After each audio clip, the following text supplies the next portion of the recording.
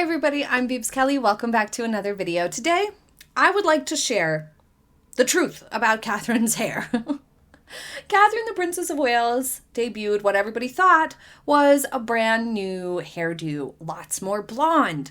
Very, very blonde. The press was like, she's blonde now. And I was like, no, she's not. And then they were like, she went back. She's got her brown hair back. And then they were like, wait a second, we don't know what's happening. Is she blonde again? What's going on? Which of course led the internet to think, is she wearing a wig? What is happening? Well, let me just say, none of the above. Catherine is not wearing a wig, which was obvious by anybody who saw this video clip. I'll try to find it and plug it in here, where she tied her hair back into a bun just by doing like a knot rather than having a hair tie or anything like that. You can't do that if you have a wig, duh. The hair doesn't lay the same way if you do that. If you try to do that with a wig, it won't work. But also around her hairline, you can see it's the exact same it's always been, and it's very, very natural. And although wigs have come a long way and they can look super, super real, they still don't actually look real, especially if you have a trained eye. So no, she's not wearing a wig or a topper or anything like that. She may sometimes have extensions in, but it doesn't look like she's been wearing extensions lately. She got highlights, and she naturally has pretty rich brown hair, like chocolatey brown hair.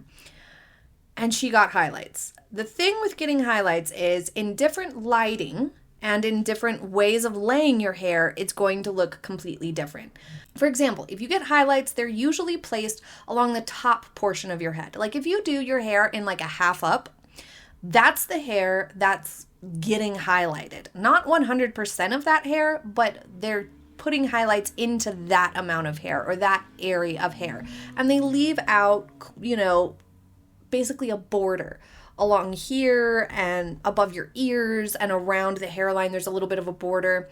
And so then in this case where her hair is pulled back, half back, it looks like it's all brown, but that's just because the highlights are being covered up by that border of brown that's pulled back, because there's like a little bit of just regular natural hair all along, and then the highlights are incorporated throughout the top area.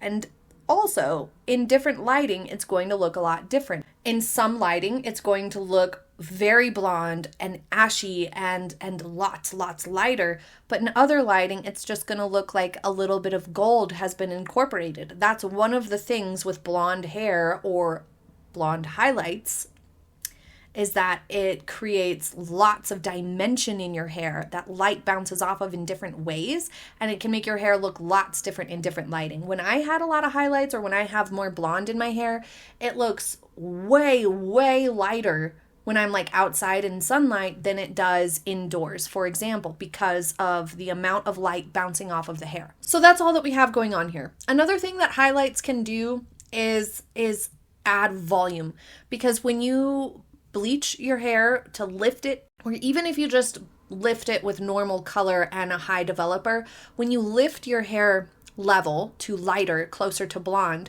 then it is a little bit drying, and it can make the hair look and feel a little bit more textured or even a little bit more thick. And it's not always from damage either. It damages your hair to some extent because you're yanking the color out of there, kind of like burning the color out of it.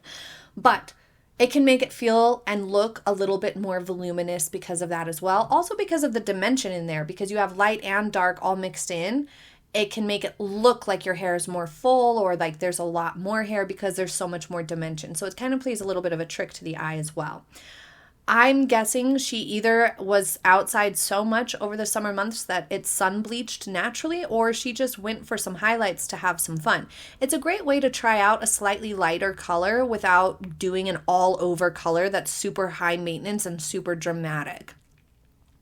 To just get a partial highlight where you get highlights throughout the top layers of your hair is a wonderful way to sort of play around with your hair color without it being too serious, because it also grows out in a way where you don't have to it's not high maintenance. Like if your highlights are growing out a little bit, it's not the end of the world. You don't need to rush to the salon or look silly until it grows out more. It's kind of like not a huge deal. One other note on the hair. While the highlights are relatively blonde, they're still like a darker blonde. It's more sandy. It's not like blonde blonde, but that's just my opinion of how I would call it because, on a scale, it's like a sandy, maybe some level 8 highlights in there, but not a ton. Because her natural hair is like a nice rich brown, like maybe like a 4 or something, or a 5. So it's not as dramatic as it seemed in the pictures. But I just thought that was kind of funny, and the internet was having a hard time figuring out what was going on. So I just thought, hey, why not clear it up? So that's what's happening. That's the truth about Catherine's hair. Leave your thoughts in the comments. Do you like it? I like it. I think it's pretty, and I hope that she sticks with it if she wants to. Have a happy day, everybody. Bye.